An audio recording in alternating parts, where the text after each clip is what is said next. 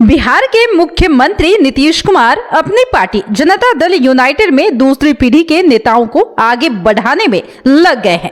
नीतीश खुद और उनकी पार्टी की टॉप लीडरशिप में गिने जाने वाले विजेंद्र प्रसाद यादव, रामनाथ ठाकुर 70 पार कर चुके हैं। ललन सिंह और विजय चौधरी जैसे नेता भी 65+ हैं। ऐसे में नीतीश ने पार्टी के अंदर बीजेपी से आए संजय कुमार झा और कांग्रेस से आए अशोक चौधरी को आगे बढ़ाना शुरू कर दिया है, जो आगे चलकर पार्टी को संभाल सके। दोनों 56 और 57 साल के हैं और भारतीय नेताओं की उम्र के लिहाज से युवा हैं। मुंगेर लोकसभा से चुनाव लड़ने के लिए जदयू के राष्ट्रीय पद से इस्तीफा देकर ललन सिंह खुद ही डिसाइड कर चुके हैं कि अब वो साइड है। ऐसे में राष्ट्रीय राजनीति में जदयू के हितों की रक्षा के लिए नीतीश ने संजय कुमार झा को आगे बढ़ाया है, जिन्हें वो अपनी सरकार में लगातार तीसरी बार मंत्री बना चुके हैं।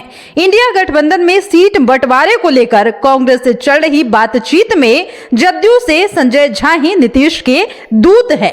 नीतीश ने संजय झा को यह बड़ी चुनावी जिम्मेदारी सौंपी है कि वो सीट बंटवारा में जदयू की सीट बचाकर ले आए। संजय झा दिल्ली की राजनीतिक गलियों को बखूबी जानते हैं। अरुण जेटली के जमाने से बीजेपी और जदयू के बीच सेतु का काम कर रहे संजय झा की जदयू में एंट्री भी जेटली के कहने पर नीतीश ने ही कराई थी।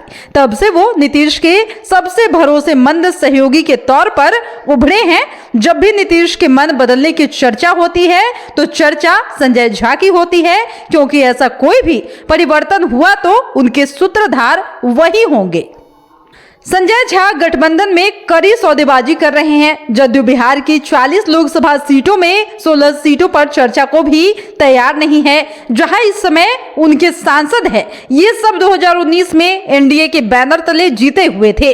जदयू के कड़े स्टैंड से आरजेडी और कांग्रेस का गेम खराब हो रहा है। आरजेडी जदयू से कम सीट लड़ने को तैयार नहीं है। बची 24 सीट में कांग्रेस, आरजेडी, सीपीआई माले, सीपीआई और सीपीएम के दावे हैं। अब बता दें कि कांग्रेस की मांग 10 सीट की रही है, लेकिन 6 से 7 से कम पर तैयार नहीं है।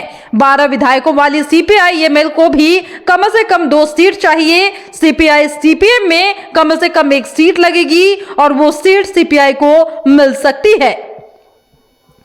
4 पार्टियों को कम से कम 10 सीट चाहिए। ये तभी हो सकता है जब जदयू और आरजेडी 15-15 सीट पर आने को तैयार हो। 16 सीटिंग सीटें नहीं छोड़ने का जदयू का टफ स्टैंड कांग्रेस और आरजेडी को संदेश देता है कि सीट बंटवारा में जदयू से बात करने की कोई जरूरत नहीं है। 24 सीटें बची हैं, जिसमें आप लोग आपस में देख लो।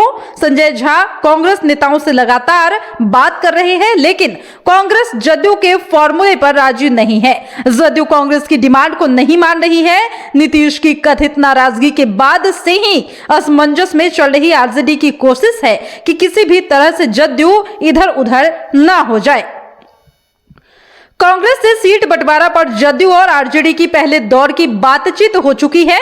वार्ता में शामिल रहे दोनों तरफ के नेता एक दूसरे का गणित सुनकर अपने अपने नेतृत्व के पास लौटे हैं। बिहार का सीट बंटवारा आसानी से सुलझने वाला नहीं है, क्योंकि महागठबंधन में 6 पार्टियां हैं। गठबंधन बनने की शुरुआती दौर में लोकसभा चुनाव में कुछ सीटों का नुकसान उठाकर भी विपक्षी दलों को एकजुट करने का दावा करने वाले नेताओं की कथनी और करने की परीक्षा शुरू है। सबकी नजर इस बात पर है कि राहुल गांधी की यात्रा से पहले सीट बंट जाएगी या कांग्रेस यात्रा और बातचीत दोनों करती रहेगी।